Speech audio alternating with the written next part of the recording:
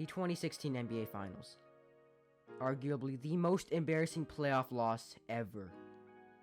Yet I've always wondered, could there have been a more humiliating loss? Today, we will look into the 2018 Western Conference Finals between the Golden State Warriors and the Houston Rockets. At this point in time, the Warriors were looking to win back-to-back championships. Before doing so, they would have to beat the small ball Houston Rockets, who were quite literally a carbon copy of themselves, but with James Harden leading them instead.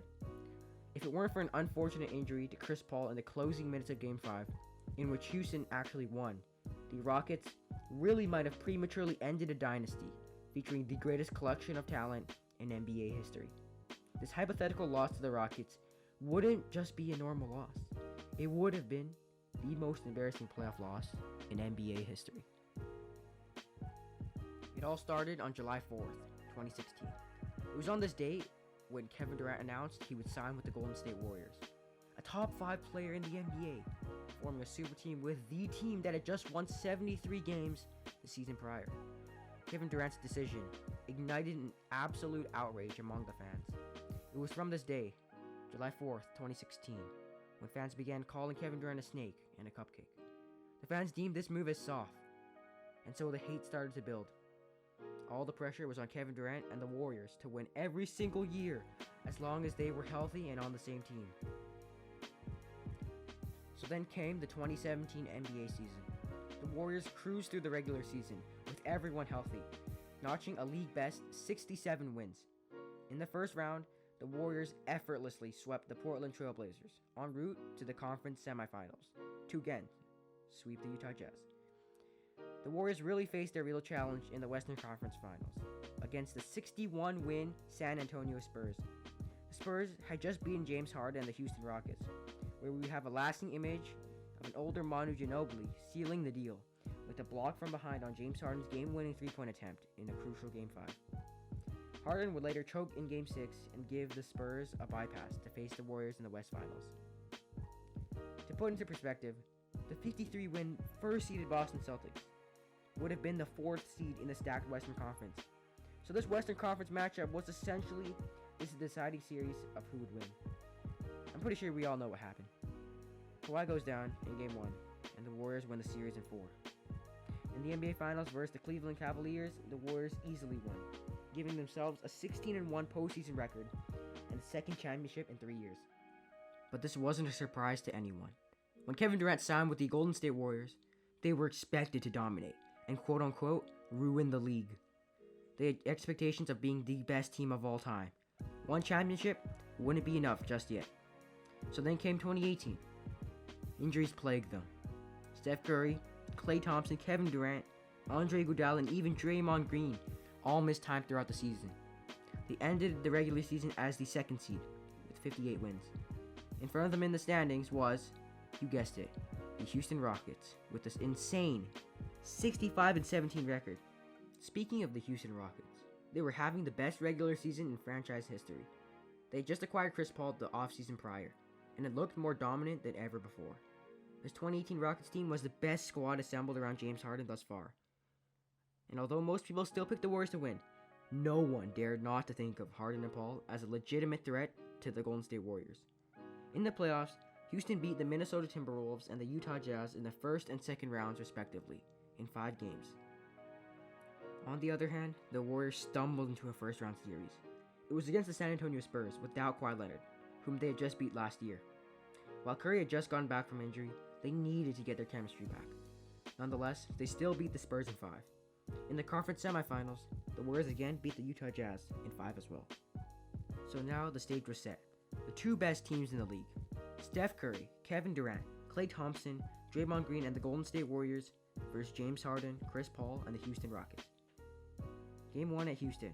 James Harden and Kevin Durant gave us an absolute show. It was a back-and-forth game.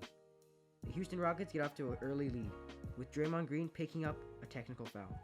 The Warriors quickly climb back, and are able to maintain a respectable advantage for most of the rest of the game. Despite 41 points and 7 assists from Harden, the Warriors are still able to pull out the win. Now Game 2 was a different story. This time it was Eric Gordon and James Harden leading the Rockets to the win with 27 apiece. On the Warriors side, Durant led the way with 38.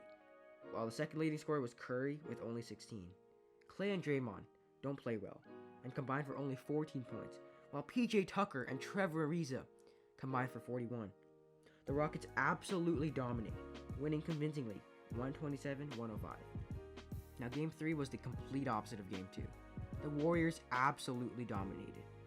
Curry and Durant had 35 and 25 respectively, while Harden and Paul combined for merely 33 points. There wasn't a single point in the game where Houston even had a chance of winning. Despite Klay Thompson and Draymond Green not performing to their best once again, the Warriors still managed to win by 41 points. A 41-point win in an important Game 3 of the Western Conference Finals. This was seeming like the beginning of the end for Houston. The Warriors would do what they normally do and end the series in 5 like the 2 previous rounds, going on to the NBA Finals for the 4th straight year. But to the surprise of many, this was not what transpired in Games 4 and 5. James Harden and Chris Paul showed out in a crucial Game 4. The Rockets ran a small ball lineup for most of the game, with Clint Capella only playing 20 minutes. In fact, only 7 players stepped onto the court for the Rockets Game 4. Houston was absolutely demolished in the first and third quarters, but managed to keep the game close thanks to the help of a 34-18 second quarter explosion in their favor. Yet they still found themselves down 10 to start the fourth quarter. If all didn't go well, the Rockets would find themselves in a 3-1 deficit, a deficit that only 11 teams in NBA history have ever come back from. Yes, Houston had come back from down 3-1 3 years prior in 2015, but the circumstances were drastically different. They were facing a team with arguably 4 of the top 20 players in the league, a team that was destined for several NBA championships in years to come. Going down 3-1 was just not a viable option. In a gritty, defensive-minded effort, the Rockets managed to contain Golden State to only 12 fourth quarter points. Yes, only 12 points in the fourth quarter in Game 4 of the Western Conference Finals, with Steph Curry, Kevin Durant, and Klay Thompson on the same team. Both teams finished with under 100 points, as the series was now tied up again at 2 games apiece. Game 5 was more or less the same as Game 4. The game was always close, with no substantial leads at any point in the game. The Warriors also played with a balanced approach. Durant, Klay, and Curry had 29, 23, and 22 respectively, in addition to Draymond's 12-point, 15-rebound, and 14-assist triple-double. All of this, yet the Warriors only managed to put up 94 points for the game. With Iguodala out after an injury in Game 3, the Warriors had absolutely zero scoring other than the Big Four. The sacrifices to get KD were beginning to show, as the rest of the Warriors combined for a whopping 8 points in a total of 74 minutes. As opposed to before the Kevin Durant signing, the Warriors went from having the best bench production in the league and their slogan being strength in numbers, to now a team known for having lackluster help from their role players.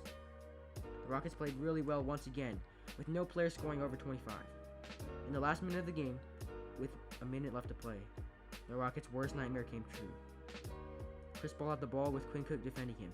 He was between his legs, spins off one leg, and then crumbles to the ground, holding his right hamstring. After the game, it was reported that Chris Paul had indeed suffered a hamstring injury, a strain to be exact. He would miss Game 6 indefinitely, and most assumed he would be out for Game 7 as well. Despite the win in a nail-biting Game 5, all the pressure was on Harden to deliver in a closeout Game 6 in Oracle Arena.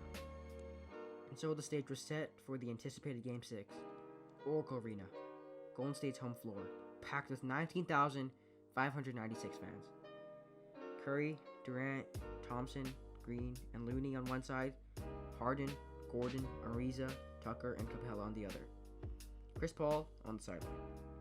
Could Harden surprise the world and beat the heavily favored Golden State team trying to go back-to-back? Could Chris Paul be back for Game 7 if the Rockets lost? Well, if there was anything like a lopsided game, Game 6 was just that. Harden puts up 32 on only 40% from the field and 33% from 3. While Game 6 Klay puts up a 35 bomb on 65% from beyond the arc. The Warriors play their brand of team-oriented basketball and force a Game 7. Sounds weird. The Golden State Warriors, the super team, being down in a series and having to claw their way back and force a Game 7, that just goes to show how damn good Houston was that year with Chris Paul. Without him, they would lose 115 to 86. But so it was. Time for Game 7. Chris Paul was out again, and it was up to James Harden to shock the world. Even though the Warriors were down 3-2, there wasn't a soul that dared to bet against them, especially since Paul was out due to injury. The Rockets, like they do every game, pull out to an early lead with an 11-point advantage at halftime. Then the misses started to pile up. This Game 7 was the infamous game where the Rockets missed 27 straight three-pointers. Roll the clip. Harden behind the screen, and Gordon for three. Gordon for three. Harden. They are in their grill. Here's Harden. Tucker. Corner. Harden short. Harden shoots it. For 15 from the field. Shoots for three. Always in striking distance. Ariza for three. Now 4 of 10 from the field. Harden comes up short. There's the corner three from Tucker. Gordon is open for three. Ariza turning and shooting. Ariza. Green fires. Ariza. Feet over to Gordon for three. Kicks it the other way. Ariza again is off. Golden State doing it here. Here's Johnson for three. Sit out to Gordon for three.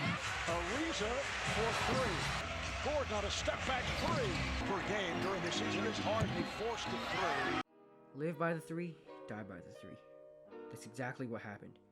Harden scores 30 again on 40% from the field and only 15% from three. The Rockets missed a total of 37 three-pointers. As a team, they shot 7 for 44, equaling 15%. For a team that relies on the three-pointer to win games, this performance was nothing but unlucky. And this prompted the Golden State Warriors to win again, advancing to the NBA Finals and winning the third championship in 4 years. The 2018 Western Conference Finals was the closest the Superteam Warriors got to losing a playoff series with everyone healthy. If Chris Paul hadn't gone injured, would the Rockets have won? My bet would be yes. His impact was simply undeniable this season. Although the Warriors probably would have won Game 6 even with Chris Paul healthy, the Rockets most definitely would have taken Game 7 at their home court. Despite missing 27 threes, the Rockets only lost by 9. There's absolutely no doubt in my mind that Paul would have contributed enough to where the Rockets are the ones who prevail. If this was the case, the Rockets would advance to the NBA Finals for the first time since 1995, capturing a third Larry O'Brien trophy for the city of Houston. Chris Paul would have a ring, and Harden would also have one as well. Now, he wouldn't be deemed a playoff choker, and instead, a hero who restored the NBA back to normal. A hero who ended the Golden State dynasty for good. But what would this mean for the Warriors? A team with 4 All-Stars and the 2 best all-around scorers in the entire league, losing to James Harden, Chris Paul, and the Houston Rockets?